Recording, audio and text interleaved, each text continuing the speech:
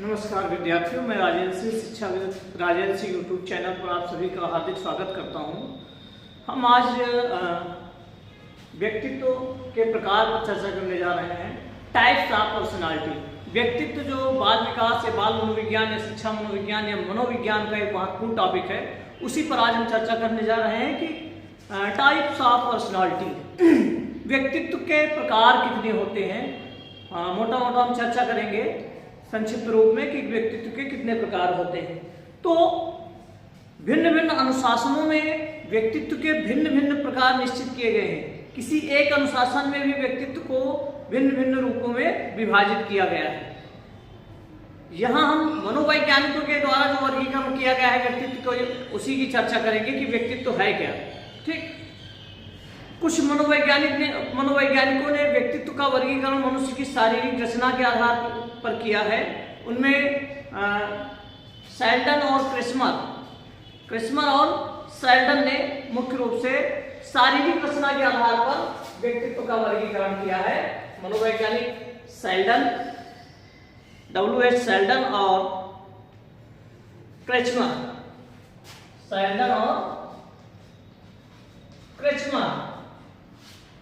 ने शारीरिक रचना के आधार पर वर्गीकरण किया है। तो क्रिस्मर महोदय के वर्गीकरण की पहली बात चर्चा कर लेते हैं। क्रिस्मर महोदय ने मुख्यतः 3 तरह से वर्गीकरण किया व्यक्तित्व का। शारीरिक रचना के आधार पर 3 प्रकार से सेल्डन महोदय ने व्यक्तित्व का वर्गीकरण किया। सबसे पहले सुडोलकाय, लंबकाय और गोलकाय, ये 3 प्रकार थे। सुडोलकाय, लंबकाय और गोलकाय। सुडोलकाय जिसको एथलेटिक कहते हैं, लंबकाय जिसको एस्थेनिक कहते हैं और गोलकाय जिसको पैनिक कहते हैं। ये 3 प्रकार का वर्गीकरण किया क्रिस्मर महोदय ने। जो सुडोलकाय है उस वर्ग में क्रिस्मर महोदय ने उन व्यक्तियों को रखा, सुडोलकाय वाले वर्ग में क्रिस्मर महोदय ने उन व्यक्तियों को रखा जो सामान्य कद काठी के स्वस्थ एवं हष्ट-पुष्ट लोग होते हैं। ठीक, व्यक्तियों को रखा। इन व्यक्तियों का जो व्यक्तित्व होता है और सामान्य होता है और इनमें सामंजस्य की क्षमता अधिक होती है। जो सुडोलकाय होते हैं इनमें सामंजस्य की क्षमता अधिक होती है। दूसरे हैं लंबकाय जिसको एस्थेनिक कहते हैं। इस वर्ग में क्रिस्मर महोदय ने लंबे और दुबले पतले व्यक्तियों, लंबे कद के दुबले पतले व्यक्तियों को रखा। लंबकाय में लंबे कद के दुबले पतले व्यक्तियों को उस वर्ग में रखा और बताया कि ये व्यक्ति प्रायः अलग रहना पसंद करते हैं। ठीक, और दूसरों की आलोचना में आनंद लेते हैं। जो लंबे कद के दुबले पतले व्यक्ति होते हैं उसके बारे में क्रिस्मर महोदय ने कहा कि ये लोग अलग रहना ज्यादा, एकांत में रहना, अकेले रहना ज्यादा पसंद करते हैं और दूसरों की आलोचना में इनको बड़ा मजा आता है, बड़ा आनंद आता है इनको, परंतु अपनी आलोचना बर्दाश्त नहीं कर पाते हैं। जब खुद की आलोचना होती है तो तुरंत उत्तेजित हो जाते हैं। तो ये दूसरा है। फिर तीसरा है गोलकाय, पैनिक। इस वर्ग में क्रिस्मर ने छोटे कद के मोटे लोगों को रखा, छोटे कद के स्वस्थ व्यक्तियों को रखा। ये व्यक्ति प्रायः बताया कि ऐसे व्यक्ति जो होते हैं वो आराम तलब होते हैं, आराम करना अच्छा लगता है और विनोदी स्वभाव के होते हैं, हंसी मजाक करने वाले होते हैं, दूसरे की भी आलोचना कर देते हैं और कुछ भी अपनी आलोचना करवा लेते हैं, बहुत सामाजिक होते हैं, ऐसा इन्होंने कहा है। ठीक, इसके बाद अगर हम बात करें तो दूसरे जो थे क्रिस्मर के साथ सेल्डन महोदय ने भी शारीरिक रचना के आधार पर वर्गीकरण किया था व्यक्तित्व का। तो शारीरिक रचना के आधार पर 2 लोगों ने वर्गीकरण किया था, क्रिस्मर और सेल्डन महोदय ने। सेल्डन महोदय ने भी 3 प्रकार बताए थे। पहला गोलाकार, इंडोमार्फिक जिसको कहा गया, दूसरा आयताकार, मेसोमार्फिक जिसको कहा गया, और तीसरा लंबाकार, एक्टोमार्फिक जिसको कहा गया। तो सबसे पहले हम गोलाकार की बात कर लेते हैं कि गोलाकार के बारे में सेल्डन महोदय ने क्या कहा। ठीक, नंबर 1 गोलाकार। इस आकार के व्यक्ति, सेल्डन महोदय कहते हैं, जो इंडोमार्फिक है यानी गोलाकार वाले हैं, इस आकार के व्यक्ति आराम पसंद होते हैं, शौकीन मिजाज के होते हैं, भोजन प्रिय होते हैं और प्रसन्न चित्त प्रकृति के होते हैं। गोलाकार मतलब जो मोटे गोल मटोल टाइप के लोग होते हैं उनके बारे में बताया सेल्डन महोदय ने कि इस आकार के जो व्यक्ति होते हैं वो आराम करना ज्यादा पसंद करते हैं, शौकीन मिजाज के होते हैं, भोजन खाना खिलाना दोनों पसंद करते हैं, भोजन प्रिय होते हैं और हमेशा प्रसन्नचित्त रहते हैं, हमेशा हंसमुख स्वभाव के होते हैं। साथ ही परंपरावादी होते हैं, जो पीढ़ी दर पीढ़ी चीजें चली आ रही हैं उसी को एक्सेप्ट करते हैं। सहनशीलता इनमें अधिक होती है और सामाजिक होते हैं। ये गोलाकार यानी इंडोमार्फिक के बारे में उन्होंने बताया। फिर दूसरा सेल्डन महोदय ने जो वर्गीकरण बताया आयताकार मेसोमार्फिक। इस वर्ग में इस आकार के बारे में उन्होंने बताया कि इस आकार के व्यक्ति जो होते हैं, आयताकार मतलब सामान्य कदकाठी, सामान्य स्वस्थ शरीर वाले, ना बहुत मोटे ना बहुत पतले ना बहुत छोटे ना बहुत लंबे, इस तरह से नहीं, ठीक। तो इस आकार के व्यक्ति वालों के बारे में उन्होंने बताया कि ये जोशीले होते हैं, इनके अंदर एक जोश होता है, रोमांच प्रिय होते हैं, मतलब जो साहसिक कार्य है उनको करने में ज्यादा एक्टिव होते हैं और प्रभुत्ववादी होते हैं, ज्यादा से ज्यादा लोगों पर अपने अधिकार को अपना अधिकार जमाना चाहते हैं, प्रभुत्ववादी होते हैं और उद्देश्य केंद्रित होते हैं, अपने उद्देश्य अपने लक्ष्य पर हमेशा केंद्रित रहते हैं और साथ ही क्रोधी प्रवृत्ति के भी होते हैं। ऐसा आयताकार वालों के बारे में यानी कि मेसोमार्फिक के बारे में सेल्डन महोदय कहते हैं। और जो तीसरा वर्ग उन्होंने बताया लंबाकार, एक्टोमार्फिक के बारे में बताते हैं कि लंबाकार मतलब जो लंबे कद के दुबले पतले लोग हैं उनके बारे में कहा कि इस आकार के व्यक्ति शांत प्रिय होते हैं और एकांत प्रिय होते हैं।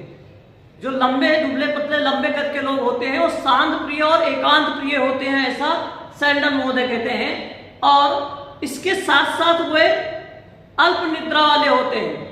जो दुबले पतले लंबे कद के लोग होते हैं उनको नींद कम आती है मोटे लोगों की अपेक्षा, अल्प निद्रा वाले होते हैं और कोई भी काम करते हैं तो जल्दी इनको थकान आ जाती है, शीघ्र ये थक जाते हैं, ऐसा इन्होंने बताया।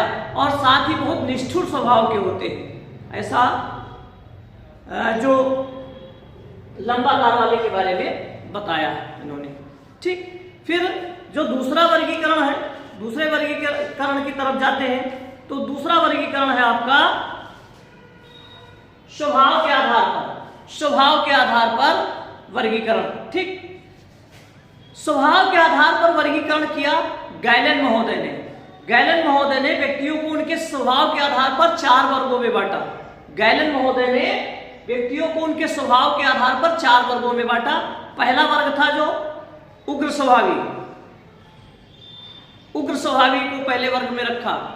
उग्र स्वभावी के बारे में गैलन महोदय कहते हैं इस वर्ग में गैलन ने उन व्यक्तियों को रखा, उग्र स्वभावी वाले वर्ग में, उग्र स्वभावी वाले वर्ग में गैलन ने उन व्यक्तियों को रखा जो शक्तिशाली थे और उनका स्वभाव उग्र था, जल्दी क्रोधित हो जाते थे, जल्दी गुस्सा आ जाता था, ठीक। और दूसरा वर्ग था चिंताग्रस्त।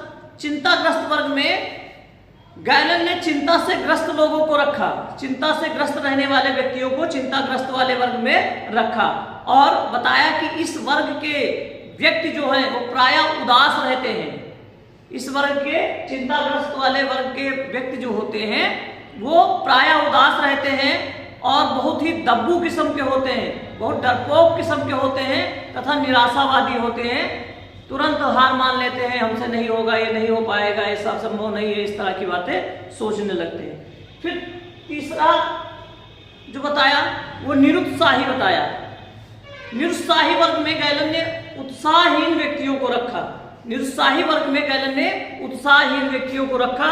इस वर्ग के व्यक्ति के बारे में कहा कि ये प्रायः शांत प्रिय और आलसी होते हैं, बहुत ज्यादा उत्साह नहीं होते हैं। ऐसे इस वर्ग में वो लोग होते हैं, इस वर्ग के जो लोग होते हैं वो शांत प्रिय होते हैं और मतलब कह सकते हो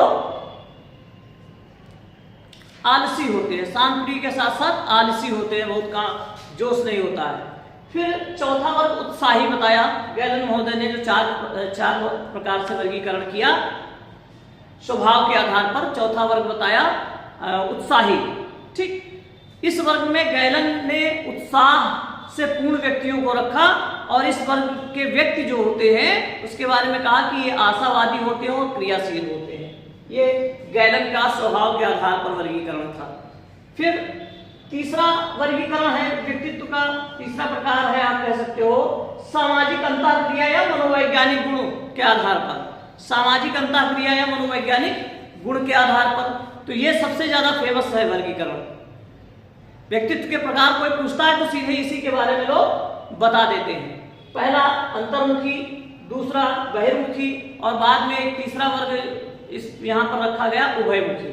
अंतर्मुखी, बहिर्मुखी और उभयमुखी। अंतर्मुखी जिसको हम इंट्रोवर्ट कहते हैं, बहिर्मुखी जिसको हम एक्सट्रोवर्ट कहते हैं और उभयमुखी जिसको हम एम्बिवर्ट कहते हैं। ठीक, तो सबसे पहले जान लें अंतर्मुखी क्या है, उसके बारे में जुंग महोदय ने क्या कहा है। जुंग महोदय का वर्गीकरण है। जुंग महोदय कहते हैं अंतर्मुखी वर्ग में उन व्यक्तियों को जुंग महोदय ने रखा जो आत्म केंद्रित होते हैं, यानी इकोसेंट्रिज्म होते हैं।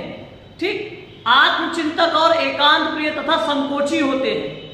अंतर्मुखी वर्ग में जुंग महोदय ने उन व्यक्तियों को रखा जो आत्म केंद्रित रहते हैं, अपने आप में खोए रहते हैं, आत्मचिंतक रहते हैं, एकांत प्रिय रहते हैं, हमेशा अकेले रहना पसंद करते हैं और संकोची स्वभाव के होते हैं। ठीक, साथ ही ये इस वर्ग के लोग संवेदनशील होते हैं। संवेदनशील होते हैं, छोटी छोटी बातों पर बहुत भावुक हो जाते हैं और कर्तव्यनिष्ठ होते हैं तथा मितभाषी, मतलब कम से कम लोगों के साथ बोलना चलना पसंद करते हैं, मितभाषी होते हैं। ठीक, ऐसे व्यक्ति जो होते हैं वो लोक व्यवहार में प्रायः कम कुशल होते हैं, ऐसा जुंग महोदय का मानना है। ठीक, जो अंतर्मुखी होते हैं वो ऐसे लोग होते हैं जो प्रायः कम व्यवहारिक होते हैं। लोग ज्यादा लोगों के साथ उठना बैठना मिलना जुलना बहुत ज्यादा पसंद नहीं करते हैं, अपने आप में मस्त रहते हैं।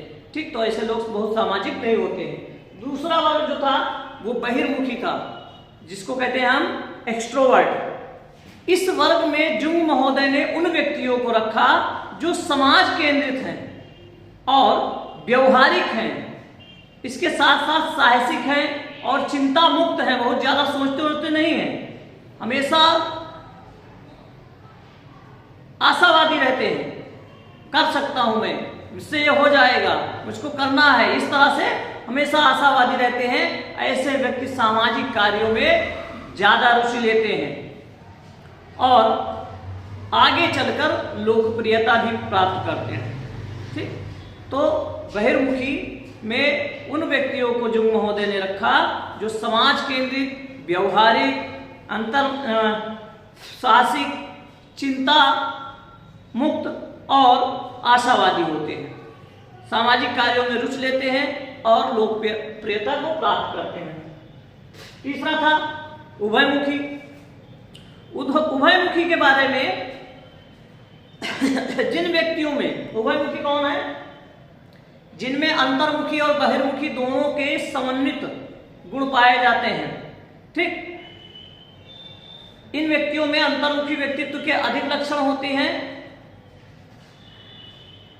उनको अंतर्मुखी में रखा जाता है। जिनके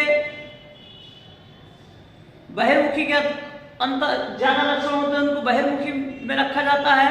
और जिन व्यक्तियों में अंतर्मुखी और बहिर्मुखी दोनों के लक्षण समान रूप से विद्यमान होते हैं उनको उभयमुखी में रखा जाता है। सीधे से शब्दों में समझ लो, जो सेल्फ आत्म केंद्रित हो, अपने काम से काम रखें, मतलबी किस्म के हो, अपनी बातों को हमेशा छिपा के रखें लेकिन दूसरों के बातों को जानने के इच्छुक हो, वो अंतर्मुखी होते हैं। बहिर्मुखी जिससे कुछ भी नहीं पचता है, जो बात का बतंगड़ बना चलाकर अपनी पर्सनल चीजों को भी नहीं छुपा पाते हैं, उसको दूसरों के साथ शेयर कर देते हैं। ठीक, वो बहिर्मुखी होते हैं। और उभयमुखी वो होते हैं जो ना तो सब कुछ छुपाते हैं और ना बताते हैं, जो बताने वाली है उसको बता देते हैं, जो छिपाने वाली चीजें हैं उसको छिपा लेते हैं। ठीक, ये उभयमुखी होते हैं। फिर चौथा वर्गीकरण जो किया गया है वो मूल्यों के आधार पर वर्गीकरण किया गया है। मूल्यों के आधार पर स्प्रेंजर महोदय ने मूल्यों के आधार पर जो वर्गीकरण किया गया वो स्प्रेंजर महोदय ने किया।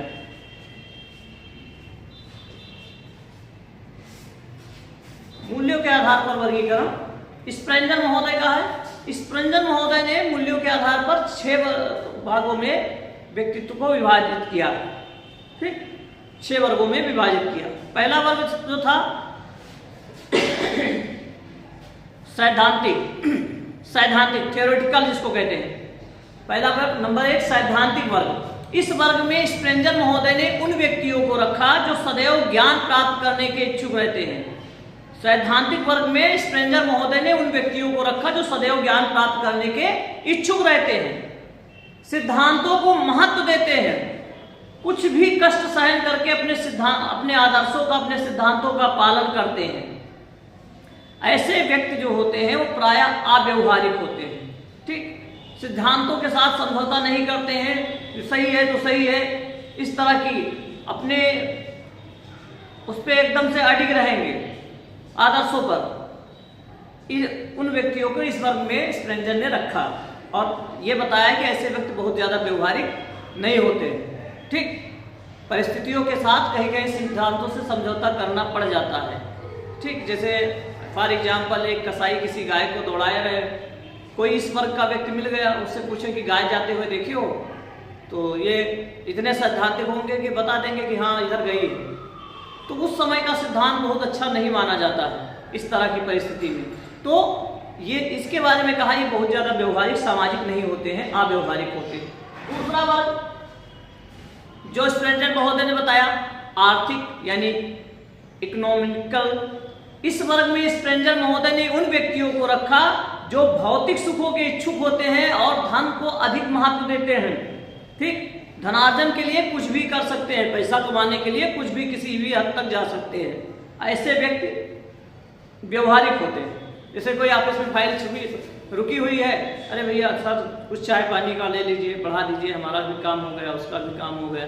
तो इस कैटेगरी वाले लोग जो होते हैं, जो धन को ज़्यादा महत्व देते हैं, उनको इस वर्ग में स्प्रेंजर महोदय ने रखा।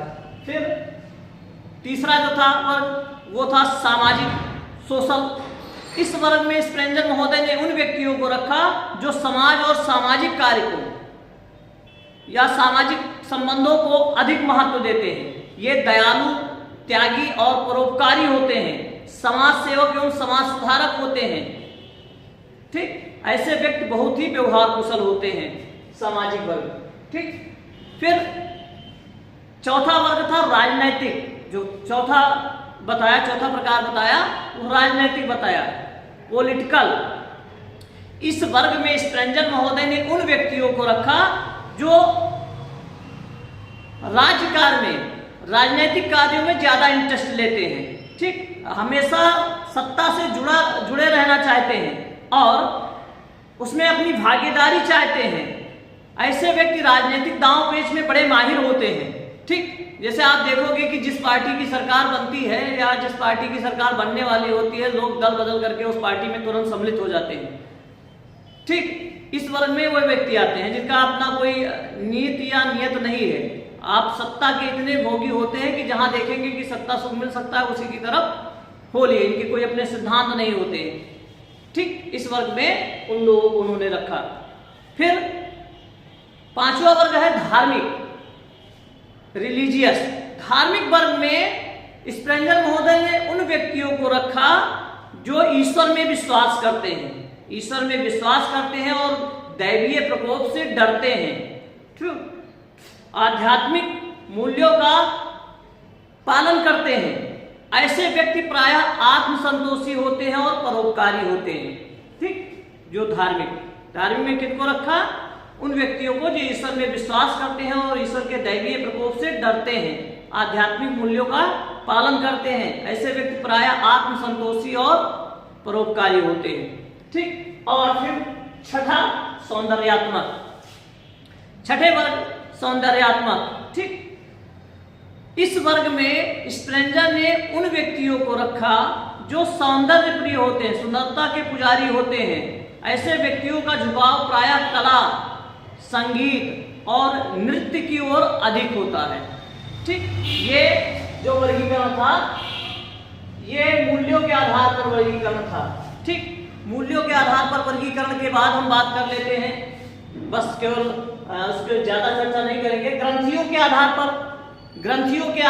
वर्गीकरण किया गया कैनन महोदय ने ग्रंथियों के आधार पर वर्गीकरण किया।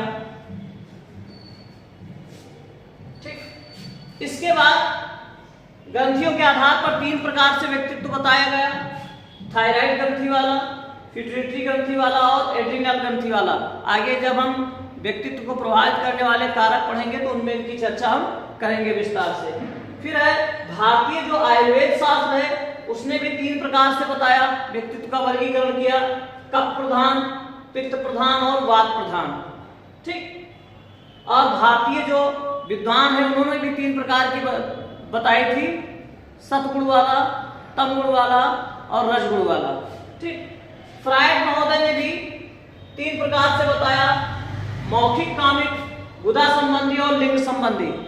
ठीक, थॉर्नडाइक ने 3 प्रकार बताया, सूक्ष्म, प्रत्यय और स्थूल। ठीक, कैटल ने 2 प्रकार के बताए, लहरी और अलहरी। और भी बहुत सारे हैं जिन्होंने व्यक्तित्व का वर्गीकरण अपने अपने ढंग से अलग अलग किया है। कुछ मनोवैज्ञानिकों ने सृजनात्मकता के आधार पर बताया, सृजनात्मक और असृजनात्मक बताया, 2 प्रकार से बताया। कुछ मनोवैज्ञानिकों ने समायोजन के आधार पर वर्गीकरण किया है, और समायोजन के आधार पर जो वर्गीकरण किया गया है वो सुसमायोजित और कुसमायोजित की तरह वर्गीकरण किया गया है। तो ये व्यक्तित्व के संक्षिप्त रूप से कुछ प्रकार थे। आगे हम व्यक्तित्व के जो सिद्धांत हैं उन पर चर्चा करेंगे और उस चर्चा को आगे बढ़ाएंगे। तब तक के लिए नमस्कार, धन्यवाद।